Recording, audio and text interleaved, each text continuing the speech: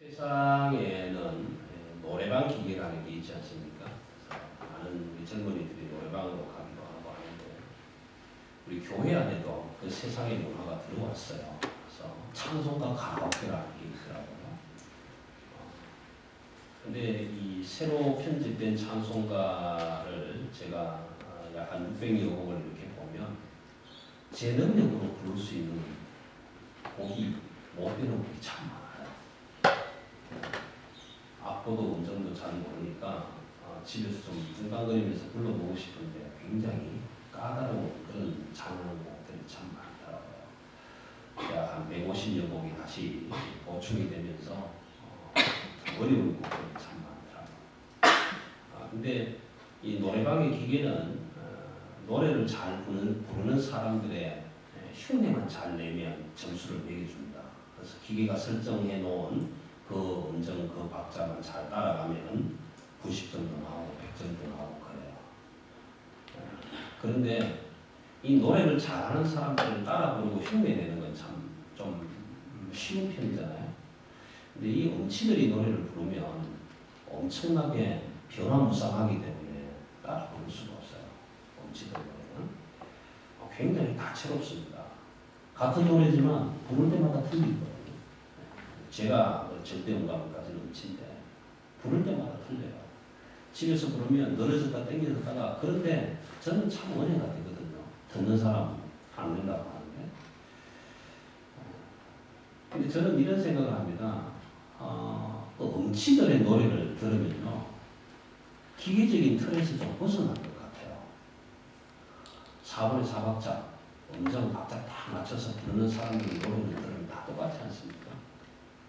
근데 음치들 노래를 부르면 2박자가 3박자 되고 3박자가 1박자 되고 이 기계적인 틀이 아니라 진짜 말 그대로 환경 속에 들어와 있는 자연 속에 들어가 있는 그런 느낌 받지 않습니까? 그럼 세상이 왜 재미있는지 아세요? 세상 참 재미있지 않습니까? 다른 게 있기 때문에 재미있는 거예요. 내가 가는 곳마다 나와 똑같은 사람들을 만나면 재미 하나도 없을 거예요. 이 집에 가도 나하고 똑같은 사람, 저 집에 가도 나하고 똑같은 사람, 백화점 가도 나하고 똑같은 사람 만나면 재미없을 겁니다. 그런데 세상이 재미있고 지루하지 않는 것은 차이가 있다. 차이. 다름이 있다. 나하고 저 사람은 다르다. 나는 이걸 좋아하는데 저 사람은 저걸 좋아하는구나. 이런 차이가 있다. 이 차이가 있다는 것은 엄청나게 좋은 겁니다. 그래서 저와 여러분은 얼굴도 다르고 체격도 다르고 성격도 다르고 취미도 다르고 능력도 다르고 말씀도 다르고 말솜씨도 다르고 재간도 다르고 지능도 다르고 생각도 다른 겁니다. 그래서 다르기 때문에 재미가 있고 다르기 때문에 발전하고 있는 겁니다. 발전. 네, 발전하고. 요즘 젊은이들이 예전에는 회귀화로 많이 생각을 했어요. 어느 집의 친구가 공부를 잘한다. 어쨌든 무조건 너도 공부를 잘해야 돼. 아버지 어머니의 역할이 그거예요.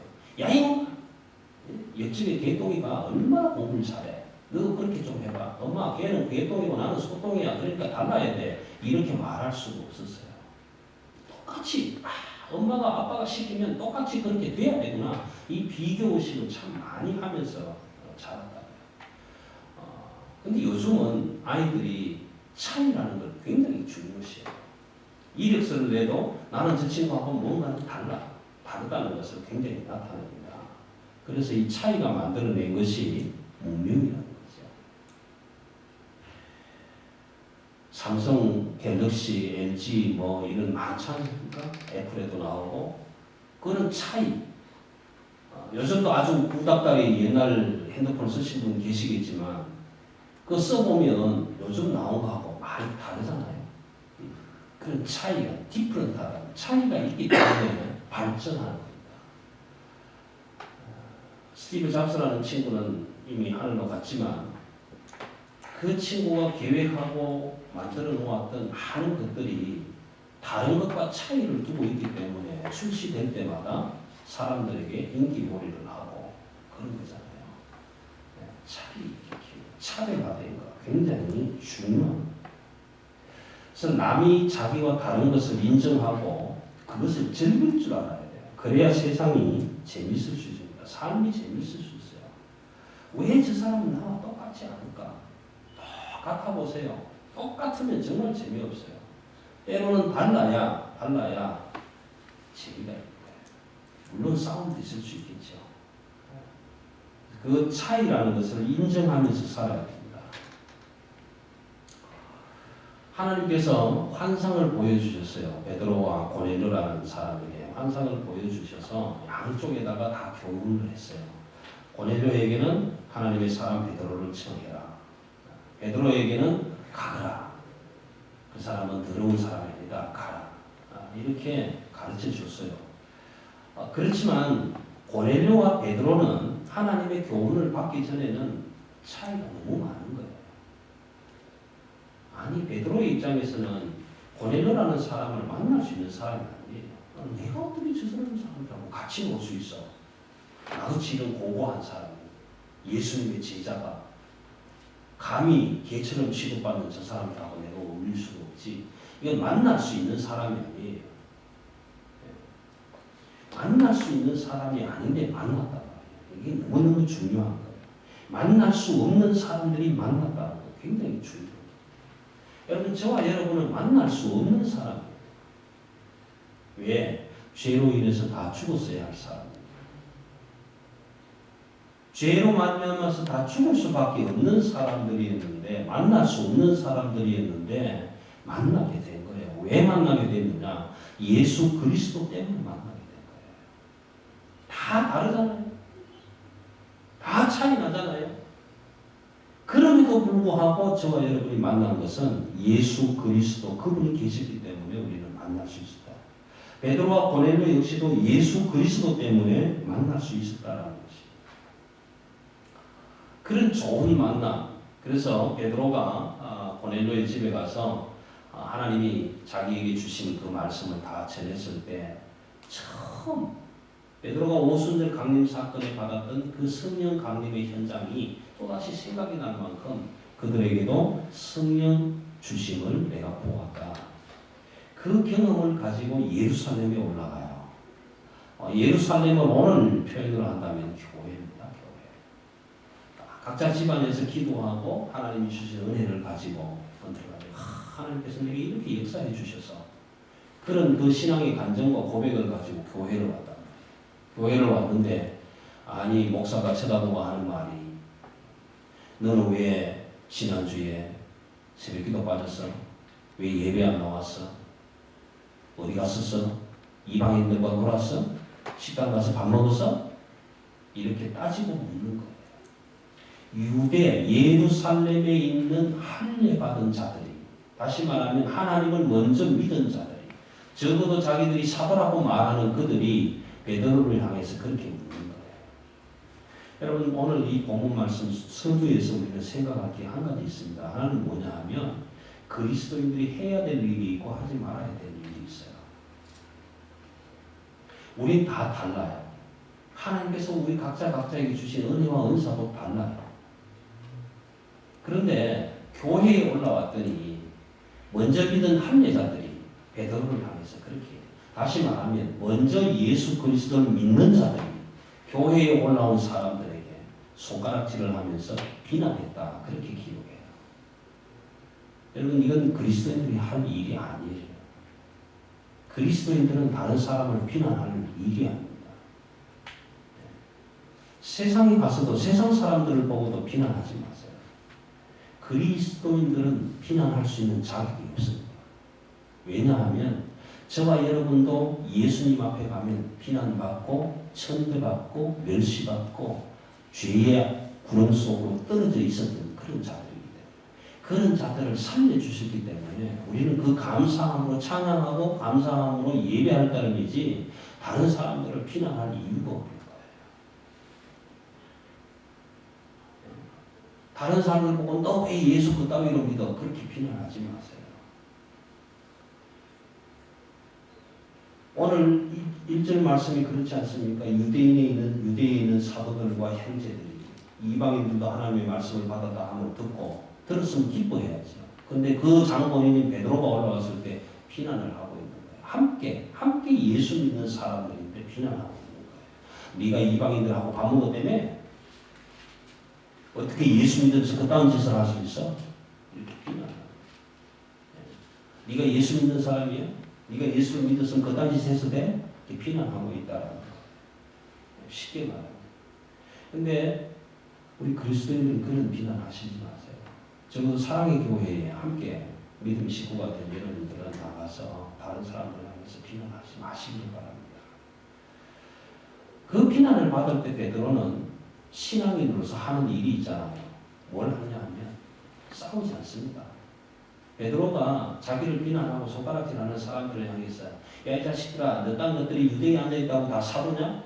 네가 예수 믿었으면 믿었지 얼마나 믿었냐? 나는 예수님하고 3년 같이 살았어. 죽을 때도 봤어. 부활할 때도 봤어. 하늘에 승천하는 것도 봤어. 그런데 니가 놈이 나를 비난해? 싸우지 않았다. 그리스도인들이 한 일이 있어요. 비난하는 사람들을 향해서 내가 만든 예수를 증거해야 된다. 베드로는 지금 유대에 있는 할례받은 자들, 다시 말해서 예수를 잘 믿는다고 폼 잡고 있는 그 사람들에게 내가 만든 예수를 설명하고 있는 거예요.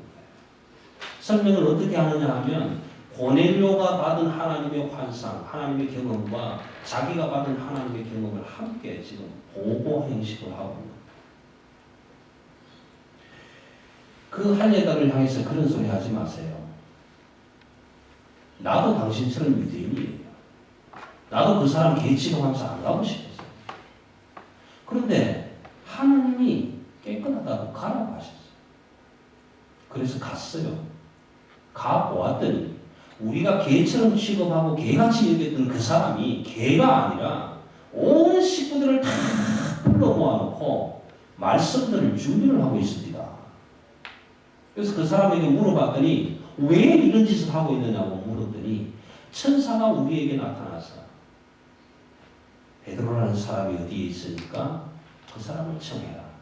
그 사람을 청하면 너와 내 집이 구원받을 수 있는 말씀을 너에게 전해줄 것이다.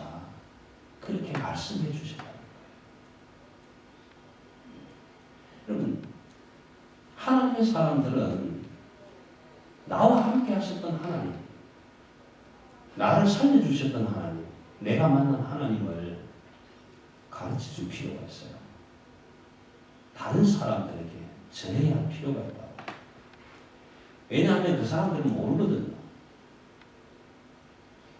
유대에 앉아 있으면서, 교회 안에 앉아 있으면서 세상 밖에 하나님의 말씀을 듣고 은혜 받은 사람들이 있는지 없는지를 모르면 우리가 그 사람들을 만나면 그럴 수 있는 거잖아요. 또 교회도 한 번도 안 나왔잖아. 그럴 수 있는 거야. 그렇지만 하나님께서 이쪽 저쪽으로 역사하시고 교훈하셔서 그런 일을 행하셨는데 그 사건을 가지고 올라온 사람들에게 내용도 들어보지 않고 비난할 수는 없는 거잖아요. 여러분, 우리 그리스도인들은 다른 사람들을 비난하지 마세요. 왜냐? 차이가 있기 때문에, 다르기 때문에.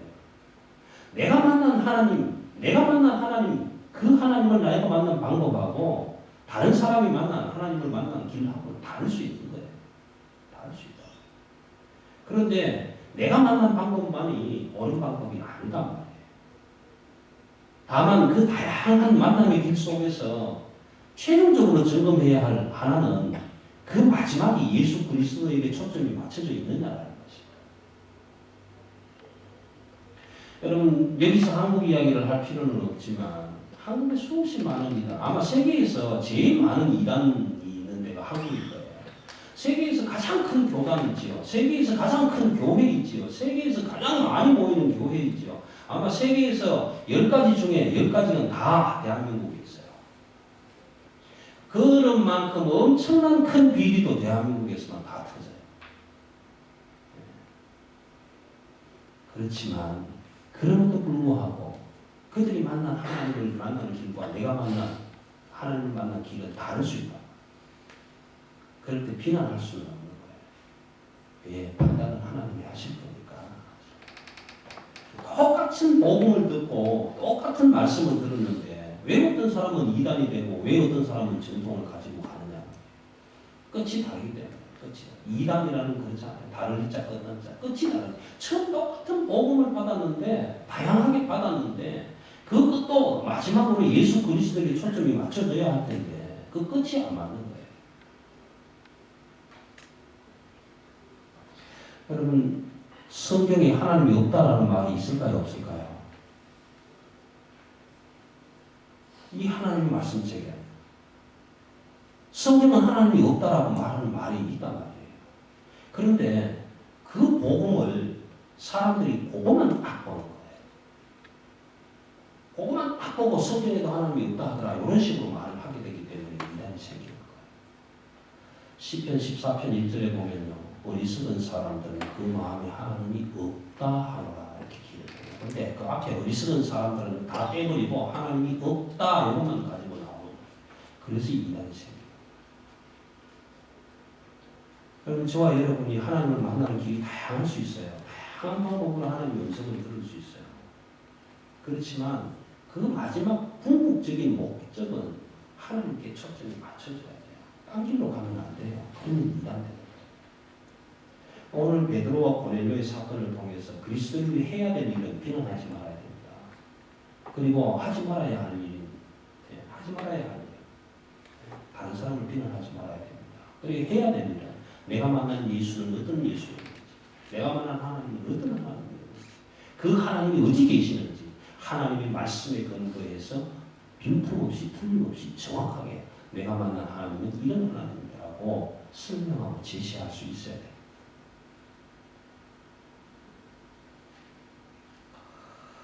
비난하는 내용을 보면 그래요. 비난하는 자들이 그리스도인입니다. 예수는 믿던 사람, 하나님을 먼저 믿던 사람인데 이 사람들이 베드로를 향해서 말하는 게 이런 거잖아요. 그 기본 바탕에 깔린 것이 하나님이 하신 일을 사람의 일로 생각하는 거예요. 하나님이 하신 일인데 베드로 네가 한 일이냐라고 묻는다. 네가 이방인들하고 같이 밥 먹었다며 하나님을 얘기하지 못하면서 밥 먹은 일로 지금 비난을 하고 두 번째는 다른 사람 인정을 못하겠다라는 거예요. 왜냐하면 우리는 유대인이야. 선택받은 백성이야. 하나님의 사람이야. 그런데 이방인들이 무슨 성령을 받나? 그건 안 돼야 말도 안 돼. 그 사람들은 성령 받을 수 있는 사람들이 아니야. 우리와 같이 될 수 있는 사람들이 아니야라고 얘기해요. 그래서 그 차이를 인정하지 않는 거예요. 아, 그 사람들이 다르지만 하나님이 그 사람들도 사랑해 주셨구나. 사랑해 주셨구나. 그걸 인정할 수 있어요. 여러분 미운 사람들, 보기 싫은 사람들 만날 때마다 보기 싫다만 뭐 밉다 이게 아니라 나를 사랑하시는 하나님이 저 사람 얼마나 사랑했었을까. 그걸 생각하실 수 있어야 돼요. 나는 사람이니까 미워할 수 있지만 하나님은 차별 없이 사랑하시는 하나님이시기 때문에 나를 미워하는, 내가 미워하는 사람도 하나님이 저 사람도 사랑하셨을 거야. 하나님이 저 사람을 위해서도 십자가에서 죽으셨을 거야. 그러면 그 사람이 나나 똑같잖아요.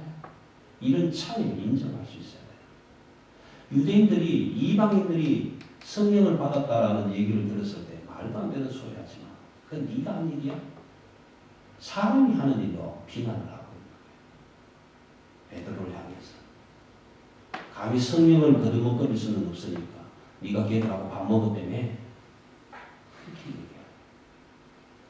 여러분 우리 중고등학교 시절에 친구들이 이렇게 만나다가 아주 가까운 친구들이 있는데 그 친구 중에 어느 하나가 그룹에서 이탈돼 나갈 때가 있어요. 뭐 좀 좋지 않은 이런 행동을 하거나 해서 떨어져 나가버리면 그러면 나머지 사람들이 이런 얘기 하잖아요. 야, 저 친구 앞에 만나지 마. 저 마하고 놀지 마.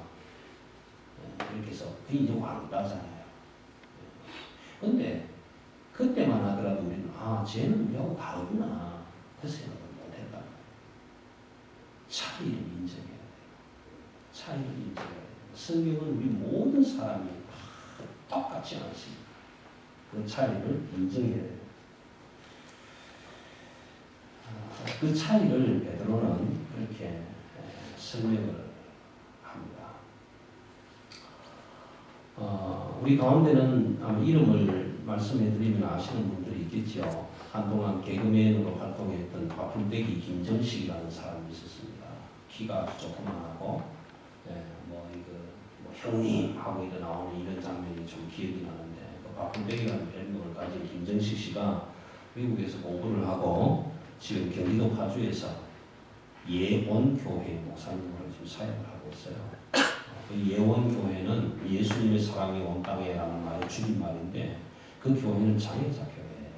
장애인들만 모이는 교회가 아니라 일반 사람들도 있는데 어쨌든 장애자 교회입니다. 그런데 이분이 뭐라고 얘기를 하느냐 하면요. 장애자 교회라고 하지 마세요. 전부 휠체어 타고 이렇게 오지만 장애자 교회라고 하지 마세요. 왜? 나는 장애자를 섬기는 것이 아니라 하나님의 사람들을 섬기고 있는데 왜 장애라고 하느냐? 그럼 당신은 장애 아니냐?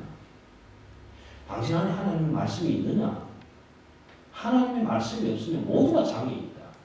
모두가 죄인이다. 그런데 다리 하나 없다고 팔 하나 없다고 장애인이라고 하지 말라는 거예요. 제가 그 김정식 목사의 이야기를 듣고 저 양반이 옛날에 개그맨이 아니구나. 그런 생각을 하게 됐어요. 근데 그분이 이런 말씀을 합니다. 멀쩡한 사람은 전도 못하다. 전도 잘 못해. 왜? 자기한테 불편한 게 있기 때문에. 다 멀쩡하니까, 사지 멀쩡하니까 뭐가 불편해요? 뭐든지 할 수 있잖아요. 그러니까 그게 하나님이 주신 능력이 아니라 자기 힘이고 자기 능력으로 생각한다는 거예요. 그러니까 전도를 잘 못한다는 거예요. 그런데 그 장애인들이 모이는 교회에 목회를 하면서 이 김정식 목사라는 양반이 느낀 건 뭐냐 하면 장애인은 나가면 100명씩 전도한다. 어떻게 100명씩 전도하느냐.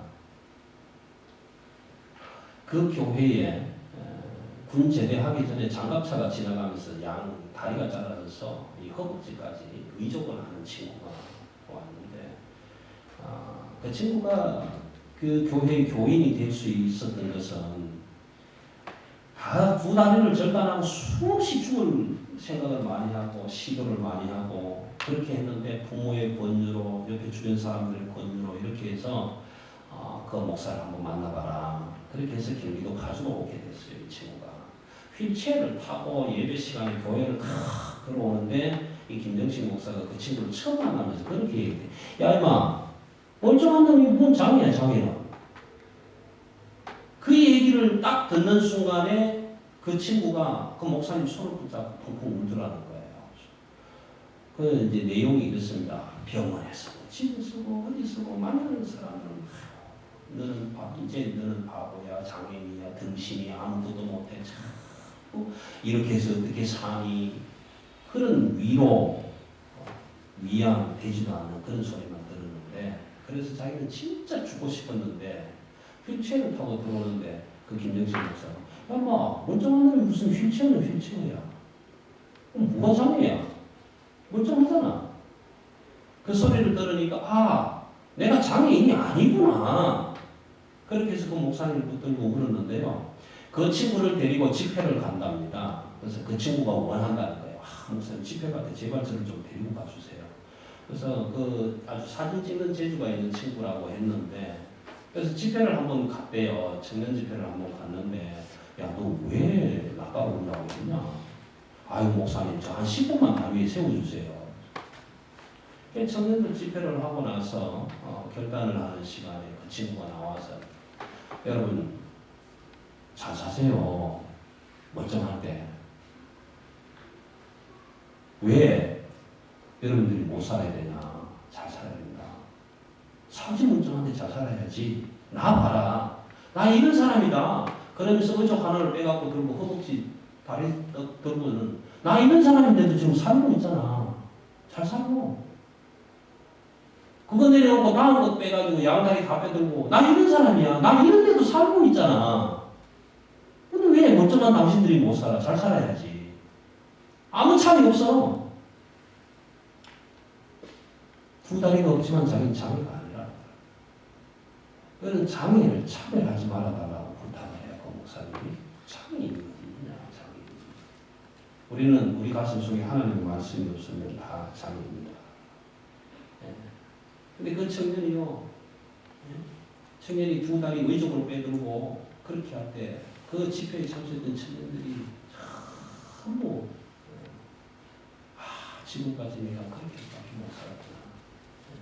그런 각성이 일어나고 그런 기도가 일어나고 그러니 장애인들이 100명씩 전도한다고 말이 안 나오겠습니까? 바울 사도는 로마서에서 로마 교회 사람들을 한 번도 만난 적이 없는 교인들에게 그렇게 희망의 비전을 전거를 합니다. 그래서 예수 그리스도께서 오시면 우리에게 희망이 있고 비전이 있게 될 텐데 유대인과 이방인들이 화합하고 연합되게 될 것이다. 그렇게 얘기를 해요. 마치 마틴 루터 킹 목사처럼 우리에게 꿈이 있다. 언젠가는 흑인과 백인이 함께 한 교실에서 공부하고 함께 운동장에서 뛰어놀 날이 올 것이다 라는 그런 비전을 가졌던 것처럼 바울 사도도 우리가 유대인이고 너희가 이방인이다 이게 아니라 예수 그리스도 그분이 오시면 복음이 오시면 구세주가 오시면 유대인과 이방인이 하나 되고 연합될 날이 오게 될 것이다. 그런 비전을 제시를 해요. 대림절은 다가오시는 주님을 기다리는 절기입니다. 저와 여러분이 주님 오시기를 기다리는 절기인데 그 주님을 기다리는 마음속에는 흔들림이 없어야 돼요. 흔들림 중심에 바로 서 있어야 됩니다. 여기 있다 저기 있다 이거다 저거다 따라가는 것이 아니라 내게 다가오시는 그 주님을 맞이하기 위해서는 흔들림 없이 중심을 바로잡고 가야 돼요. 그래서 세례 요한은 우리를 향해서 마태복음 3장에서 설교를 하면서 이렇게 합니다. 광야에 외치는 소리를 회개하라 천국이 가까이 왔느니라. 그렇게 이야기합니다. 그 당시에 많은 사람들이 세례 요한의 음성을 듣는 많은 사람들은 오늘 저와 여러분처럼 예수 그리스도 메시아가 오시기를 기다리고 있었던 사람들이에요. 그 사람들을 향해서 회개하라 천국이 가까이 왔느니라. 그리고 회개에 합당한 열매를 맺어라. 그렇게 외쳤다. 여러분 회개한다는 건 우리 잘 알고 있잖아요. 죄를 뉘우치고 돌아오고 합니다. 회개에 합당한 열매는 뭐냐? 예수님을 기다리는 사람들은 마음을 정결하게 하고 깨끗하게 하고 해서 회개에 합당한 열매를 맺어야 되는데 그 회개에 합당한 열매가 무엇인가라는 것입니다. 여러분 우리가 하나님의 말씀을 듣고 복음을 듣고 이 말씀이 나를 구원할 말씀이구나. 이 말씀이 정말 나를 살려낼 수 있는 복음이구나. 그렇게 믿고 의지해서 그 복음으로 우리가 돌아섰다면 복음을 향해서 내 마음을 열었다면 그 복음을 받아들이고 앞으로 이 복음으로 살겠다고 결단을 했다면 주께서 하나님을 믿는다라고 고백을 했다면 믿음에 합당한 삶이 드러나야 된다는 것입니다. 믿는다고 했는데 믿는 사람처럼 살아야 된다는 거예요. 믿는다고 해놓고 믿지 않는 사람처럼 살지 말아라. 그래야 회개에 합당한 열매가 된다는 것입니다. 저희 교회는 색깔이 이렇게밖에 없습니다만 호주 많은 교회들에 가보면 스테인드 글라스라는 게 있지 않습니까? 우리 창문에 마리아상도 그려져 있고 십자가도 그려져 있고 베드로의 모습도 바울의 모습도 그려져 있는 색깔은 유리창이 있지 않습니까? 그 유리창은 햇빛이 비칠 때는요 햇빛을 받아서 색깔을 발산을 해요. 그런데 햇빛이 사라지고 나면 빛을 받았던 그것 때문에 그 색깔이 빛을 드러내요. 그래서 어두운 데서 봐도 스테인드 글라스는 그 색깔이 보여지게 됩니다. 그럼 저와 여러분은 하나님의 말씀을 향해서 마음을 열고 예수 그리스도를 나의 주 나의 하나님이라고 받아들였다면 예수 그리스도로부터 비춰오는 그 빛을 받아서 우리는 예수 그리스도의 삶을 드러내요. 그런데 그 예수 그리스도께서 지금 성천하고 우리 가까이 계시지 않잖아요. 예수 그리스도 없을 때는 무엇으로 빛을 내는가? 내 안에 비춰진 예수 그리스도로 그리스도의 삶을 드러내야 돼요. 이게 회개에 합당한 열매라는 겁니다.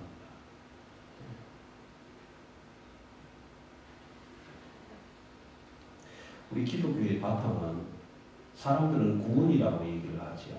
그렇습니다. 우리 기독교의 바탕은 구원입니다. 그런데 회개 없는 구원이 있을 수가 없습니다. 그래서 기독교의 바탕은 회개가 바탕입니다. 돌아와야 됩니다. 회개하지 않으면 구원이 있을 수 없는 거예요. 십자가의 죽음이 없으면 부활이 없는 거라. 그래서 성령 하나님께서는 회개한 마음속에 하나님의 아들의 생명을 허락해 주시는 거예요. 이게 하나님의 선물입니다. 회개한 심령에 예수 그리스도의 생명을 넣어주시는 사건이 하나님이 우리에게 주신 선물이다. 이 선물 중의 사건. 이 선물이 여러분 얼마나 큰지 아세요? 하나님의 가정이 완전히 산산조각 나잖아요. 저와 여러분을 살리기 위해서, 나 한 사람을 살리기 위해서, 죄로 말미암아 죽을 수밖에 없는 나 하나를 살리기 위해서 하나님의 가족이 다 찢어지잖아요.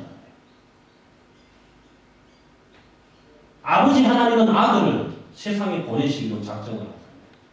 근데 세상에 보내실 때 얘야 세상 가서 잘 살다 와, 그렇게 보내시지 않잖아요.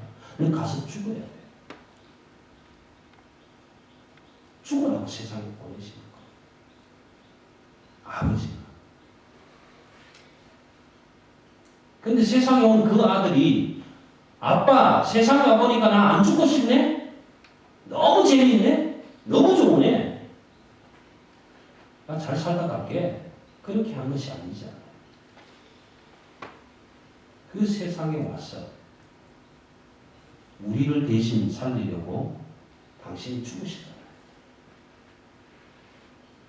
죽으라고 보낸 아버지, 죽은 아들.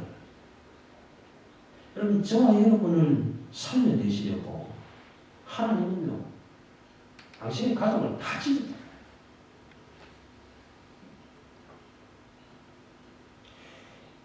여러분 가운데 가정에 한 아들이 죽어간다고 생각해서 저 아들 살리기 위해서는 큰 놈 살리려고 둘째를 죽여야 되겠다. 그렇게 하실 분 없잖아요.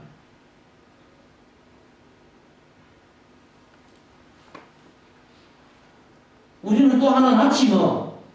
첫째 네가 좀 죽어라. 아빠 엄마 살게. 그렇게 해서 당신들 살자고 저 아들 죽이는 사람이 없잖아요.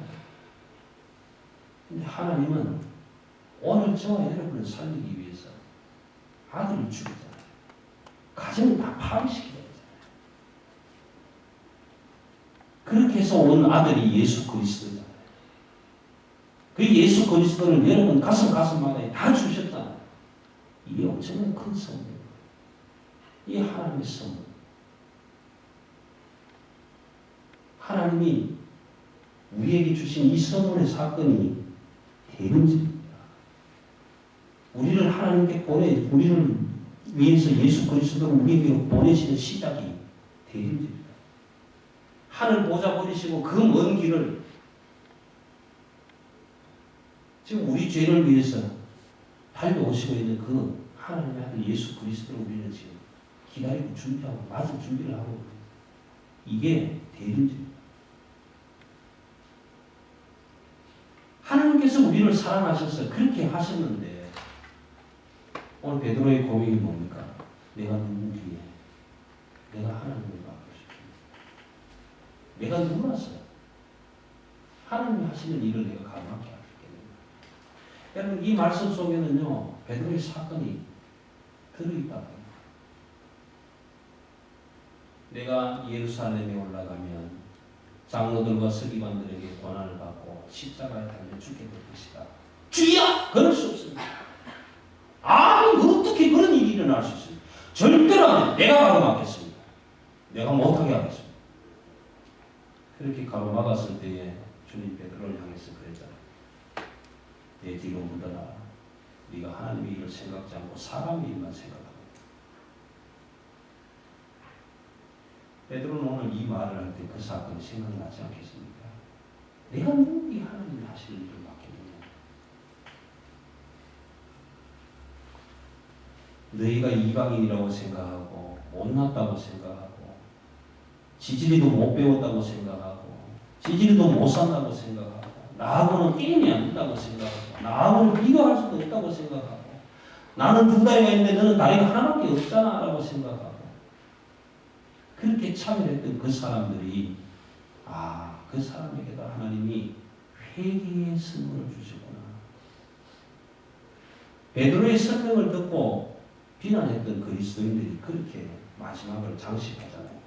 하나님께서 이방인에게도 생명 없는 회개를 주셨다. 여러분, 이방인에게도 생명 없는 회개를 주셨다는 것, 이게 예수 그리스도의 보내심입니다. 예수 그리스도의 오심입니다. 저와 여러분은 예수 그리스도의 오심을 지금 기다리고 있는 거예요. 우리의 마음문을 열어놓고 기다립니다. 하나님, 제게도 오십시오. 제가 지은 죄 때문에 못 오십니까? 회개하겠습니다. 제 방문을 열고 들어오는데 문턱이 높습니까? 깎아내리겠습니다. 너무 낮아서 못 올라오십니까? 높여드리겠습니다. 준비합니다. 우리의 마음을 확 열고 주님이 오실 길 너희는 대로를 수축하라. 낮은 곳은 높이고 높은 곳은 깎아내려서 하나님이 오실 평탄한 길을 예비하라. 그래서 그 주님 오실 길을 준비하는 기간이 대림절입니다. 준비가 된 사람들에게 하나님은 차별 없이 장애인이든 정상인이든 비정상인이든 다리가 3개 있든 4개 있든 상관없이 예수 그리스도, 하나님이 보내주신 독생자 예수 그리스도, 나를 살리기 위해서, 나를 구원하시기 위해서 보내주신 그 예수 그리스도를, 복음을 내가 받아들이겠다고 준비한 사람들에게 하나님은 차별을 주지 않으시고 회개한, 생명 없는 회개의 선물을 주셨다라고 오늘 베드로는 설명하고 고백하고 있습니다. 이 사건이 저와 여러분의 사건이 되시길 바랍니다. 우리의 믿음이 내 능력으로, 내 힘으로, 오늘도 일어날 때 내 힘으로 일어나서 내 밖으로 걸어온 것이 아니라 하나님 내게 생명 주셨기 때문에 그 생명 가지고 오늘도 운전하고 오늘도 길을 걸어서 팔을 흔들면서 눈 뜨고 밝은 세상 바라보면서 주의 전으로 올라오게 하셨다. 에베소서 2장 8절에서는 이렇게 고백합니다. 믿음이 너희에게서 난 것이 아니다. 하나님 주실 선물입니다. 오늘 대림절 2번째 주일에 예수 그리스도의 오심을 진심으로 마음에 준비하고 기다리는 저와 여러분에게 하나님은 다시 한 번 더 생명 없는 회개의 선물을 주실 줄 믿습니다. 기도하십시오.